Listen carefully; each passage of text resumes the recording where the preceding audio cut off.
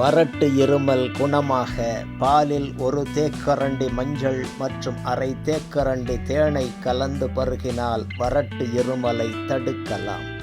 1 teaspoon சோம்பு, அரை inch அளவு பட்டை மற்றும் 1 தேக்கரண்டி இஞ்சி தூளை நீரில் கலந்து நன்றாக கொதிக்க வைத்து ஆறியவுடன் பருகவும். வறட்டு இருமலுக்கு இதமாக இருக்கும். வெங்காயத்தை நன்றாக அரைத்து 1 டீஸ்பூன் தேனுடன் கலந்து சாப்பிட்டால் வறட்டு இருமல் நாளடைவில் பறந்து போய்விடும். எலுமிச்சை சாற்றை மிதமான சூடுடன் கூடிய நீரில் கலந்து 1 ஸ்பூன் தேனுடன் கலந்து பருகி வந்தால் இருமல் சீக்கிரம் குணமாகும். எலுமிச்சையில் விட்டமின் சி மிகுதியாக உள்ளது.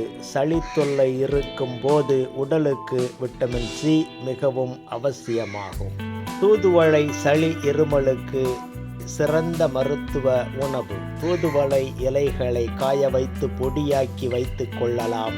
1 ஸ்பூன் தூதுவளை பொடியுடன் 1 ஸ்பூன் தேன் கலந்து குடித்து வந்தால் வறட்டு இருமல் குணமாகும்.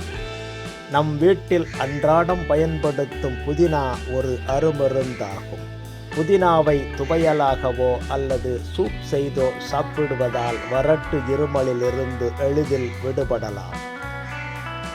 திப்பிலியை பொடியாக்கி அதில் சிறிதளவு எடுத்து 1 ஸ்பூன் தேனுடன் கலந்து ஒரு நாளைக்கு 2 வேளை சாப்பிட்டு வந்தால் சளி, வறட்டு இருமல் மற்றும் தொண்டை கமறல் குணமாகும்.